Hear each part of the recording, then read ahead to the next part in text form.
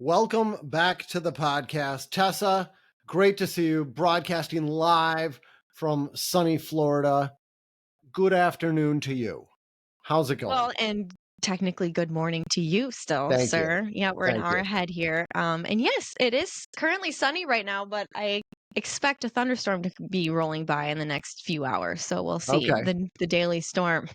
Okay. All right. And you enjoying just life indoors with air conditioning all the time? Yeah. I tell you what, it is so hard. Being a girl raised in the Midwest, lived in the Midwest our whole life, and in the frozen tundra of Minnesota, we take advantage of our beautiful summers, right? As soon as Yeah. it's like the snow melts, the flowers pop out, there's leaves on the trees. People want to be outside. We've got Yes. cabin fever being stuck inside all winter, all 7 months of winter.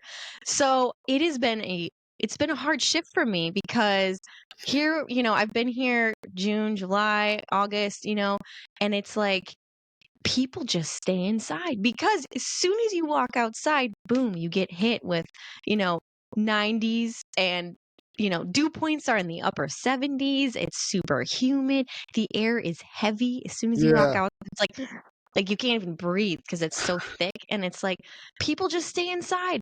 It's a reverse of what we are used to. So Yes. they plan all of their outdoor activities and fun adventures for like December, January, February. So that has been a little bit of a shift. Yes, staying inside where it's cool has been how I've survived this. But I miss being outside. I miss enjoying, and I can go outside. You just will be super hot and uncomfortable and sweaty. That's it. And nobody else is going to join you because they're like, Yeah, I'll right. come out in a few months. Yeah. Yeah. Yeah. Yeah, exactly. Yeah, Exactly. well, and we're just saying on the show beforehand, I think that's got to be why here in Minnesota, I think in all the Midwest, kids go back to school after Labor Day. Yeah. But in other parts of the country, like they got school year round or they start the school way earlier. It's because you're not going to be hanging out outside anyway. So why I not go to I school? Yeah, I guess not. I just always assumed that school started after Labor Day, and then I come down here and it's like school's gonna be starting at the beginning of August for Yeah. kids. So it's like that's wild, but I guess if you're stuck inside, why not be in a classroom? Yeah. Yeah. You might as well just take longer breaks when the temperature is more, I don't know, Yeah, temperate. Yeah. I guess, Moderate. but yeah, another thing I'm just wondering too if they're factoring in hurricane season and potential school days they're gonna miss and they start earlier so kids aren't being held in school until like mid-June. Sure. So I don't know. I guess it is different though. Different places in the country. It makes Mm, sense. okay. Yeah. All right. Well, you talk about all the humidity in Florida Yeah. and what to do about it, and you reminded me of this video I was watching yesterday, and I got to share this with you, Tess. I was going to just send you a link and share Yeah. this off the air, but we'll share with the Yeah. listeners too. Okay. I think it's, well, I don't think this is definitely my favorite YouTube channel. I don't know Oh, how I what is discovered it? this guy, but it is, let me just pull it up. It might start auto Okay. playing. Yeah, it started. I knew it'd do that on the air. It's called Technology Connections. That's it. Oh, Technology Connections. okay. And the guy who hosts this channel, I think he does it full time. I mean, I think this is all he Yeah. does is he Yeah. hosts a YouTube channel, Okay. and he's out of Chicago, I believe. And he is just a total geek about all these different things. And I mean, he's geeky on the screen. He makes these horrible jokes and I laugh at them anyway. And he does a great job of explaining things. Reuben, you guys are kindred spirits. I think so. I think Yes. so. Yeah, Very I'd much like so. to meet Very this much guy so. someday. You guys have a lot in Um, common. Yeah. but he's, I mean, he's like, he is out there. I mean, he does a really Okay. good job. And I got sucked into watching like a 57-minute video on the differences between dehumidifiers and air conditioners. And I already know what the difference is, but I actually learned some pretty crazy stuff watching this video, and I think you would really appreciate it, Tess. Oh, awesome. Yeah. Well, it's funny because I just, I Googled him real quick when you said that, and he's got a video about dehumidifiers. Dehumidifiers are confusing. Here's why. And I was like, oh, I kind of want to watch that. Is That's that the the one you're one. talking about? That's the one. You got to Okay. watch it. Okay. Yeah. I will. And I think I'll you'll save get it. hooked if you just watch that one video. And I, Nice. Well, thanks, Reuben. I love hearing your little tidbits and recommendations on books or YouTubers or okay, whatever it is that you're into. So that's fun. thanks. Thanks. And as long as I'm throwing out mine, you got any to share with me today, Tess? Oh, we'll save that for another Okay. podcast. Yeah, All right. it's not, I have a lot of interest outside of houses and home inspections, which probably wouldn't interest any of our listeners. So I go down rabbit holes on that stuff sometimes too. Okay. All right. I know where this is going. All right. That sounds good. Completely unrelated field and topic. Yeah. We had some good discussions over a long car ride once. I remember. Yes. Yeah. All right. Yeah. Okay. That was just a side note. Was there anything else? Oh, yes. I had a quick story to share. Oh, please do. We make fun of my wife for using the leaf blower inside the house. And For anybody that's listening, Reuben has a dog that sheds a ton of hair, German Shepherd, and Anna uses the leaf blower to get the hair out of the house, correct? yes. Yes. And I'm Which just you like, love. you cannot bring that in the house. It's not. All right. Tess? We bonded over that a while ago when I saw Andrew do the same thing at his parents' house. I was horrified. The hair was everywhere. Yeah. It's flying everywhere. Yeah.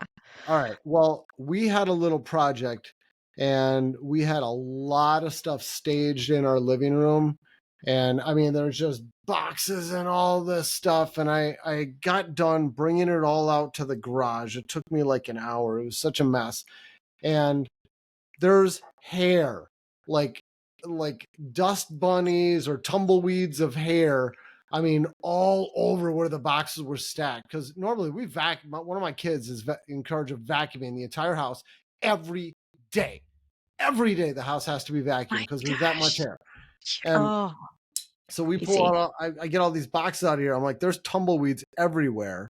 And I'm going in and out of the garage, and I see one of the tumbleweeds kind of go on its own out the garage door. And I'm like, you know what? I'm doing it.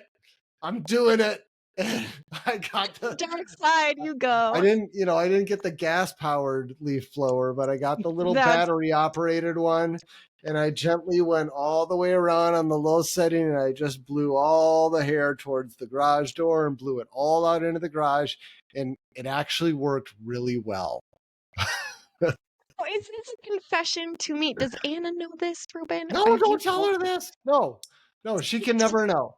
She can never know. She doesn't listen to the podcast. I saw the guilty look on your face, and okay, this will stay between us and all of our 10 listeners. No, I will still give her crap about using the leaf blower inside the house. But that is so funny. It worked oh my surprisingly well. Yeah. All right. Hilarious. I had to share that with you since that was our little secret. Okay. Today's topic. We do have a topic. This is not just general chit chat all day. This is following along with the blog and with the YouTube channel. Mm-hmm. And what inspired this, see, this is the long format. I can talk about why we're talking about this. Yes. Got a friend who's selling his house, and he's like, Reuben, what can I do before the inspection? I got the inspection coming up. What do I do to make sure that, the easy stuff, I want to just make sure I hit the low hanging fruit. Mm-hmm. And I was like, oh yeah, great question, Nate. You got to, take care of this, take care of that. I started giving him a list, and I'm like, why don't I have a blog post that covers this? Why am I inventing this? I should never have to riff. Yeah. Mm-hmm. So that's the topic. Top 10 things you can do before your home inspection to take care of the easy stuff. And I've already made lists about what to do before the inspection to kind of prevent hiccups, to make sure that the home inspector can get the inspection done the first time they're there. Like, make sure they got access to the attic. If you got a detached garage, make sure you leave keys, all the real basic stuff. We've talked about it on the podcast before. Yeah. But the low-hanging fruit.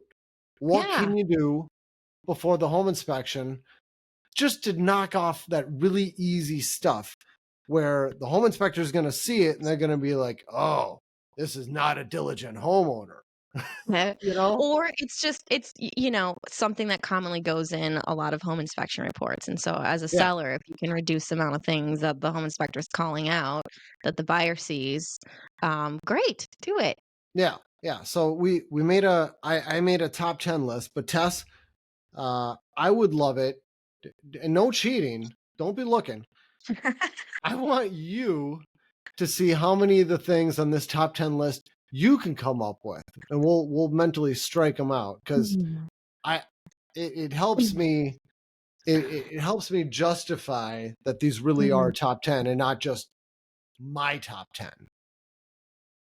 Okay. Well, my brain is going to like move your things away from electrical panels and away from your furnace and your water heater, but that's part of the other show we talked That about, like yeah, things to yeah, prep your house that's for the just home making it inspection. accessible for the home Yeah. inspector. We're talking about Okay. fixing. These are the top 10 Here's a fixes. common one that we see all the time that I think would be pretty low-hanging fruit and easy for a homeowner to do. Connect your downspout extensions. So many times you walk around the outside and they're disconnected, they're laying in the grass, they're whatever, discombobulated. And that is a common thing we're looking at as home inspectors. Where does the water go? How are the gutters functioning? Oh, speaking of gutters, making sure the gutters are clean, although that's not exactly low-hanging fruit, depending on the house. If you got I a mark it that ranch, as number 2, Tess. okay, one-story house, yeah, That is on my yeah. list too. Just easy stuff on the outside that can be boop, pop those downspout extensions on, get the water away, and that And usually, yeah, and on that, yeah, just do yourself a favor. Get one little screw. They call them tech screws. A mhm. little screw that's self-tapping sheet metal screw, and put that in there to attach the downspout to the downspout extension. Now Super you're simple. now you're thinking, okay, good Yeah. idea, good idea. That is one step further than just reattaching it, but yes, okay. What's another common one? Okay, No, wait, hold on. Hold on. burned out light bulbs. I don't want to power through the list. I want to discuss these. Oh, Let's rewind. talk about them. Okay, let's. You want to dive into downspout extensions even Just more? a little bit. Well, downspout extensions. Um, one Gutters? other tip. I mean, I know I talk about the screw, and there's going to be some listener going, but what about if they get in the way of mowing the lawn? What if you got to move it every No. time you got to mow the lawn? Yes. I got a great solution for you. Now, I can't, maybe it's going to be tough to describe, but if you use some tin snips or a little saw, you can cut your downspout extension so that it's basically just a little scoop that goes underneath the downspout elbow, and you attach it with screws on the sides, and it's almost like a hinge. So anytime you want to get it out of the way, you just flip it up and it hinges up on the screws, and then you have a little strap or a little piece of tape or a little hook. You hook it up in place with your downspout basically vertical, or your downspout extension vertical, and then when you're done mowing the lawn, you drop it back down. Super simple. Are you picturing what I'm talking about, Tess? I think I lost you, didn't I? Y Staring off in the distance. I am trying to picture that. I know what you're talking about. When you said hinge, that was helpful. But Reuben, I think you need to make a step-by-step guide on how to DIY this for people that wanna know.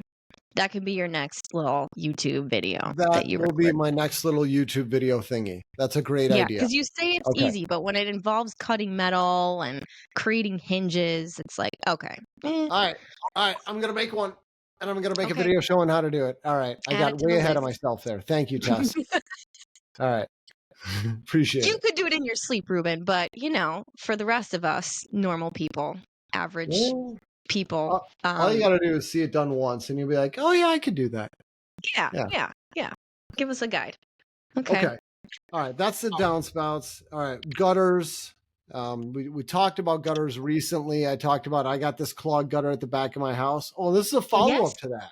Oh, yeah. Did you get it cleaned out? Was it dirty in the first place? I think we were talking about getting a drone to see if I it was couldn't even clogged. see it. Yeah, Yeah, that's right. I didn't get a drone. I had I figured out the solution. I talked through it on the air. I was Yeah, like, what if I just that's had a right. painter's pole with a GoPro? And I'm like, wait, I have a painter's Yeah, pole and a GoPro.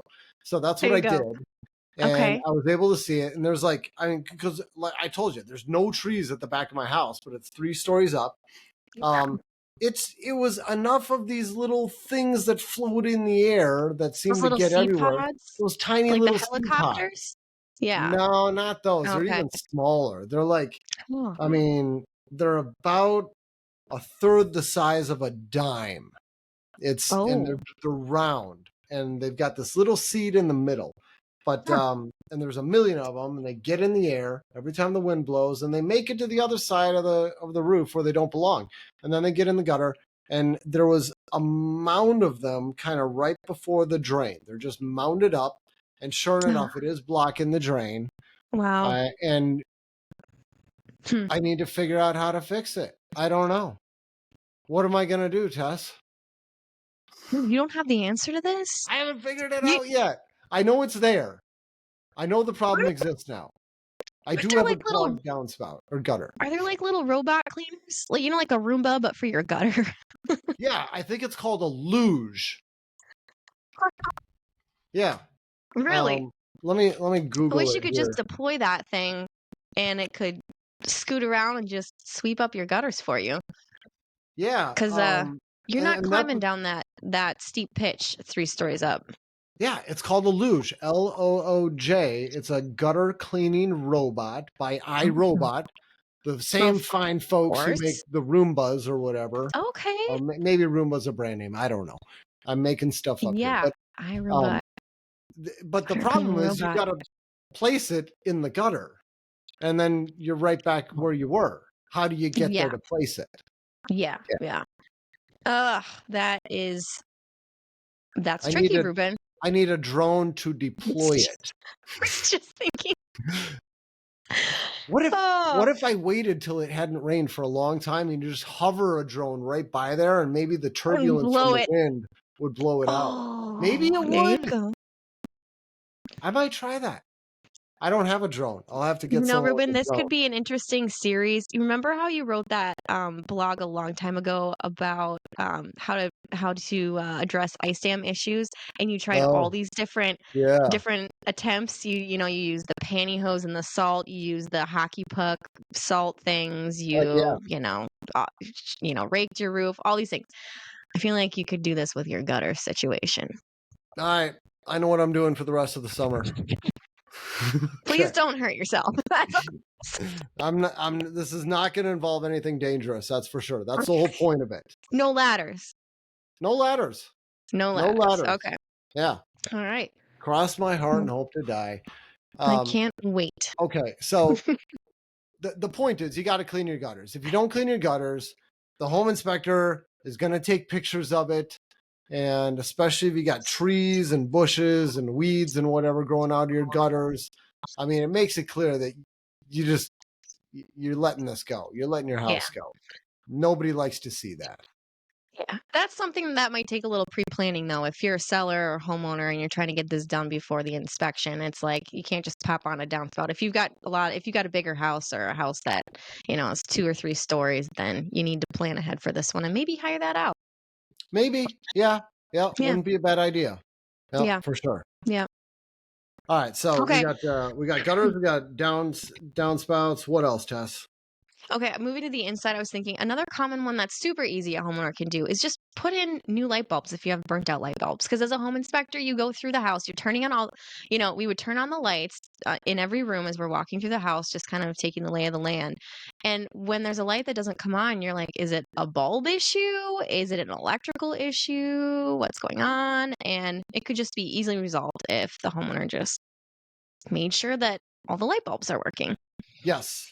Yes, exactly. And if it's a light fixture where everything's easily accessible and it's all right there and you can just see that there's a missing bulb, Mm-hmm. a lot of home inspectors, everyone on our team, I'm sure we have no problem just taking out your little voltage sniffer, sticking it in there and going, well, there is power.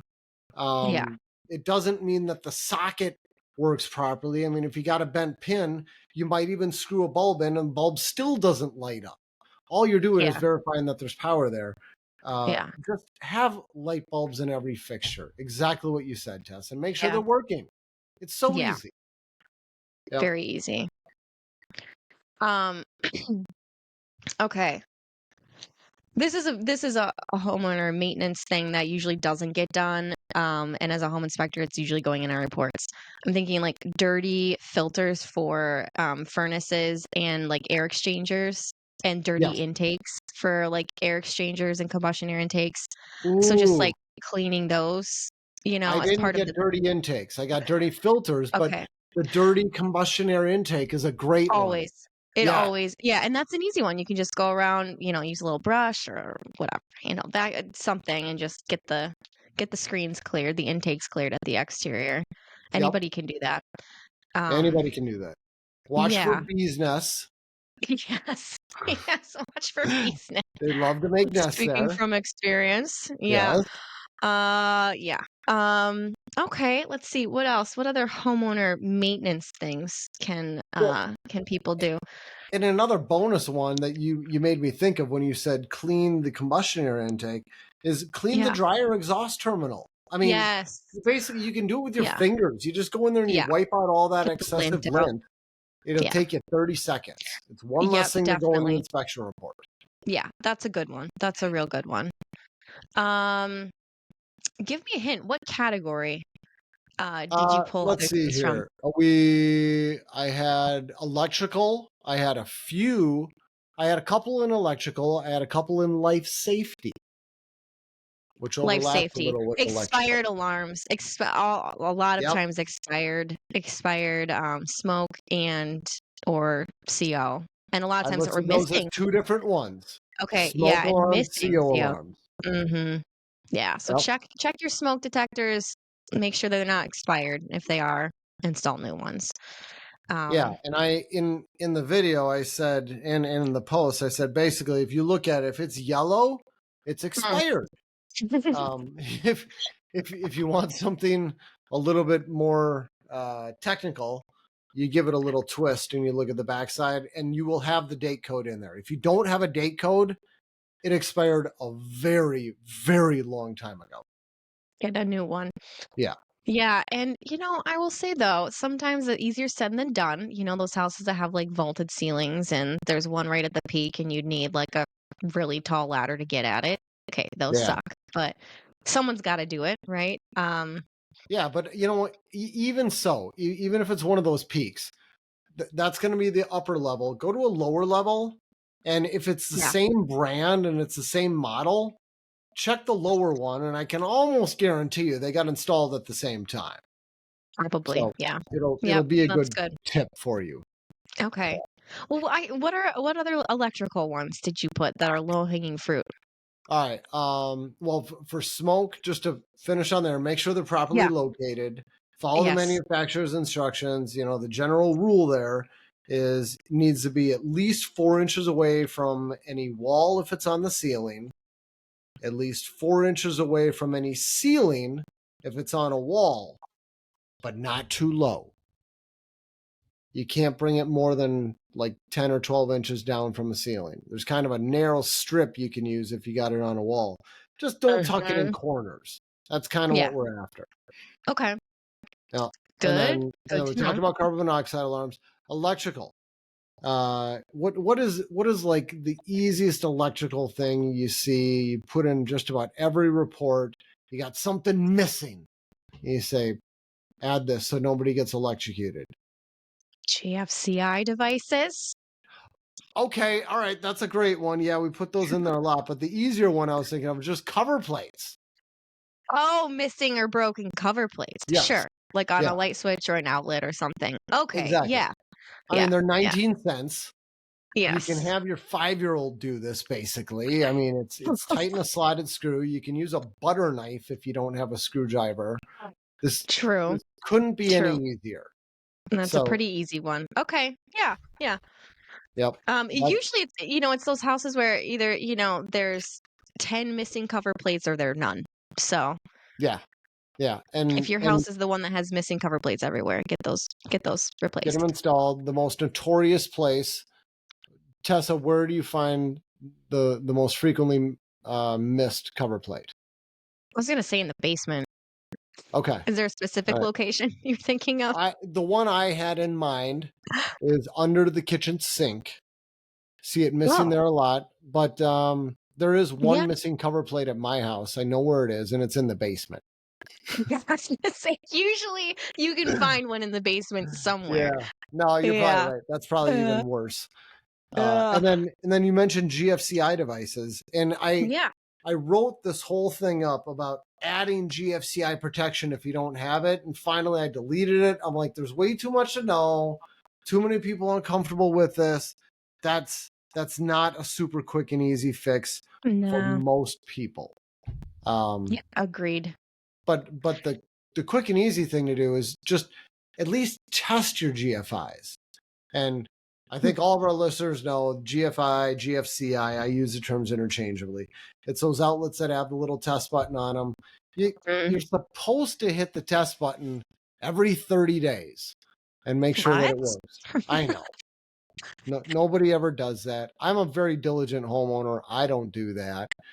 I don't. Just like you're supposed to trip your breakers every month or something, right? It's ridiculous. Yeah. Who does that? Nobody does that.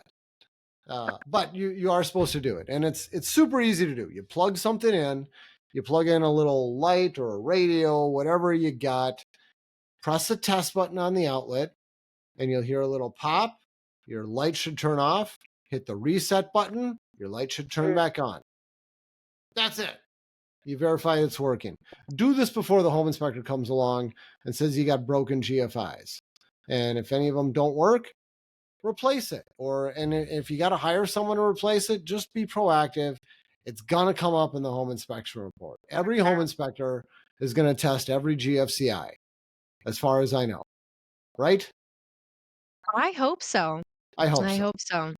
Yeah. Yeah. I was gonna say, and as a homeowner too, just be aware that you might have other outlets that don't have the test button on them that are downstream of your GFCI outlet that does have the test button on it that will also lose power when that outlet trips. So you just have to make sure that you can reset it. And if you've got anything like a refrigerator out in the garage that has thousands of dollars worth of frozen meat, Yes.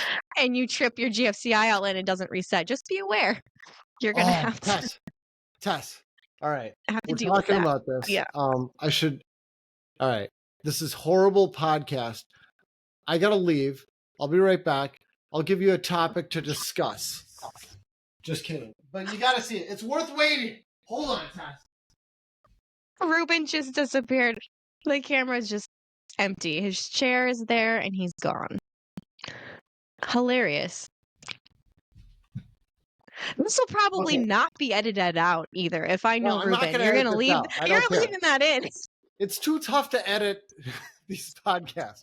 It is so much work. It's either you use the whole show or you're going to edit. And once you get into editing, it's like you got to download the file. That was pretty quick, Reuben. Okay, let's see what you got here. All right. So every year we have the Structure Tech Company picnic. And as part of the picnic, we have what's called the Ladder Olympics. It started off with just a very simple competition back in 2012. It was me, my dad, Malind, and Dwayne. And the thing was, you're supposed to take your little giant ladder, you do a full A-frame extension, you drop it back down, and then you do a full extension, like you make it as tall as you possibly can, you drop it back down, collapse it. That's the whole thing. But it's evolved over the years, and every year it's kind of like home inspection skill type of stuff. It's like the punt, pass, and kick competition. I failed at that the last time I did it because I hadn't done it in so long. You couldn't remember how. I think I hadn't greased my ladder in a while either, and I think the stops were stuck, and I couldn't get it out, and it was just clumsy, and it was embarrassing. Yeah, it was not my best moment. You know what? Good for you for competing. At least I competed. I was just gonna say though, it ladder skills. If you don't use them, you lose them. Yeah, Yeah, And for I sure. also don't you get nervous as an inspector having to set up your ladder in front of people? I always hate it when people watch. Whether it's going into the attic or going on the roof, it's always like, okay, don't watch me. I don't like being in the spotlight anyways, but it's Really? like when their eyes on you, it always makes it that much more nerve-wracking, I think. Yeah, I was kind of a showman with my ladder. I'm not gonna lie. Not surprise me. I would have a little flourish to it. I was like, oh, someone's watching. You take out your drop cloth, you're like, Yes, yes, yep, yep. I would do it with a flourish. There's no question about it. oh my gosh. But we had the competition this year, and I always pull out like one or two new things that nobody's done before. Nobody knows how this is going to go. And the new one I did this year was I built a GFCI rig, and for the listeners, we do put this on YouTube, so you can see the video. What I'm holding in my hand here is a 4-gang electrical box with 4 GFCI receptacles wired into it, and then to power it, of course, I've just got a plug, and then the plug plugs into a GFCI receptacle at the park. That's where we had our thing. So there's actually 5 GFCIs that you're dealing with here, and I wired it in series. You're never supposed to wire GFCIs in series. If you have multiple GFCIs, the idea is you trip one, it's not going to trip the rest of them. The only thing you have downstream from a GFI outlet is regular outlets, and you protect those. Because if you do it in series, you've got the potential to trip one outlet, but you actually end up tripping all of them if you're using the test button on your tester. And that was the challenge. And so the challenge was you had to stick your tester in, you had to test the outlet, make sure there's power, you had to trip it, and then you had to reset it and make sure there's power after you reset it. And people were like, well, how do you trip it? I said, you got to trip it. Like, I'm not telling you how to trip it. So some people use the test button on the outlet, and they got done with the whole series in like 15 to 20 seconds. Yep. And some other people use the test button on their tester, and I don't have them wired in order that they appear. They go 1, 2, 3, 4. They go in a random order, so you don't know how to reset it, and it really trips you up. See what I did? And it was fun and frustrating at the same time. So the people that use their outlet tester learned never to do that again. I think so. Right? On a GFCI outlet, always use the test button always on the use the test button. And this is just advice to home inspectors. I know we've talked about it on this show before, but don't ever use the button on your GFCI testing device unless you have to. If you are at the outlet, use the test button on the outlet. And since, in this show we're going down these rabbit holes, why is that, Reuben? Can you explain why? Well, because you could trip a whole bunch of GFCIs that are wired redundantly, and you have no idea where they are, and now you're going to have to find them, and you're going to have to reset them in the proper order, and you don't even know where to look. And, my worst experience was spending 30 to 45 minutes at one house trying to track down all the GFCIs that I tripped with one simple click. So it's to save yourself time. That's why. Yeah, save yourself time and headache. So if you use your tester, your outlet tester that you plug into the outlet, that is sending that current basically into that outlet, and how does that actually affect everything downstream? Well, it creates a ground fault. It connects. I'm 99% sure it touches the neutral and the ground to each other, creating a fault. And then you got a fault for everything on that circuit, on that line. Yeah. But if you're using the test button on the outlet, it's actually using the internal trip mechanism or whatever, and it's actually the only thing that the manufacturers recognize. So interesting. Okay. Do it the easy way. Do it the right way. That's all. Just test the specific outlet by using the test button Yes. on the outlet. Yep. Okay. Good All right. tip. Good tip. Yeah. So homeowners, make sure that your GFCIs are working and not broken, and test at your own risk. Yes. Yes. There's nothing that's going to go. The worst thing that happens is you go to test it and it won't reset. You have identified a bad outlet that the home inspector would have identified. Now you can deal with it. Okay. I just thought of another one too. This isn't too common, but I was just thinking, for drains that don't get used that often, if it's a floor drain or a drain in a basement shower and it's stinky, just pour some water down it. Solid advice. Yeah, agreed. Because that's going in the Run the inspection faucet for a report. quick second. Oh yeah, absolutely. Yeah. Another one, and this one is just I don't know how to elaborate on this. If you have missing handrails, install handrails. Super simple. Right? You say simple, but they're probably missing for a reason, because there's maybe not an easy way to mount it, or you have a homeowner who doesn't know how to use tools, or something like that. Maybe. Yeah. Or exterior stairs, where you'd have to add some sort of posts and supports, and who knows? Could be. Just be aware, if you got missing handrails, it's going to come up on your home inspection. No home inspector is going to miss that. And the code requirement there is when you got 4 risers or more, that's where you're supposed to have a handrail. And then last one is the air conditioner. Take your garden hose and spray down the outside part of your air conditioner. I don't know, 2 out of 3 is dirty and gets written up in our report. You need to clean it. And it's so simple. Spray it off. Right? Is there anything worth elaborating on? Well, I was going to say, I mean, you make it sound so simple, and I think a lot of times maybe spraying your garden hose at the condenser will work, but sometimes it's so clogged with cottonwood and other things that maybe you need to be a little more aggressive in your cleaning routine, and it could involve more than that, potentially. Could be. Sometimes, I mean, on mine, I made a little video with me using the garden hose, kind of spraying it, but it wasn't totally getting in there. It would have taken me a long time, and I would not put up with that. I would get my drill out and I would take the whole shroud off and then easily get it all off. I'm sure what you could do is you type in, I don't know what kind of air conditioner I got. I don't remember, but you type in Rheem air conditioner 2023 shroud removal. You type in exactly what you want on YouTube, and someone's going to have a video showing exactly how to do it. And it'll be simple. Yeah.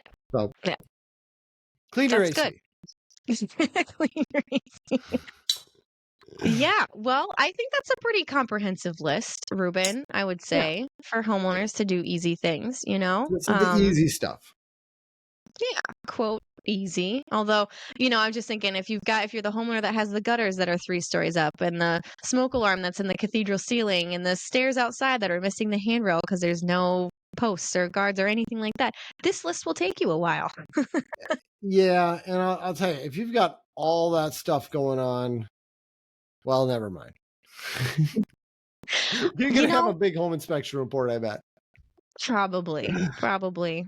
Or you hire someone, a handyman, handy woman, Kira, some company to come out and help you.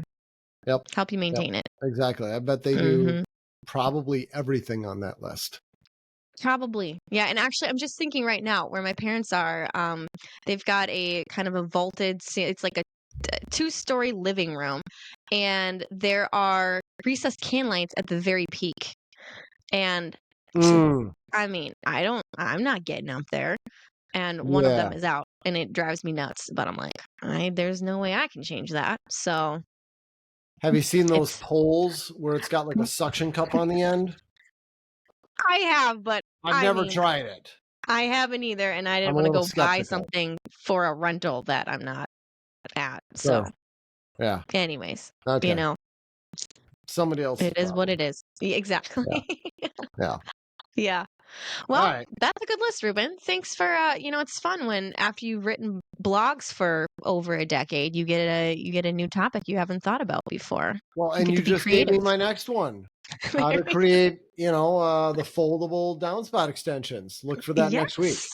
Yeah, Yeah. that sounds great. And your gutter experiment of how to clean a gutter without getting on a ladder. I gotta get to the bottom of it. We'll see. Ah, good All times, good right. times. Cool. Well, thank you, Tess. Great to see you as Good to always. see you too. Thanks for And listening, everybody. If you made it through this show, we were a little bit all over the place, but thanks for sticking it's with our us. show. We can do whatever we want, Tess. It's true. The All host right, left for a minute, but he came back. It's all good. Yeah, and I'm not editing it out. Too bad. Tessa, did you tap dance while I was gone? Okay. No. All right. Sorry, viewers. All right. You don't want to see me attempt to dance, so I'll Okay. save you from that. All right. If you got any thoughts for future shows, questions, comments, concerns, all that stuff, please email us. We read all the emails. It's podcast@structuretech.com. We love hearing from you. We do. Catch you next time. Take care. Adios. Bye.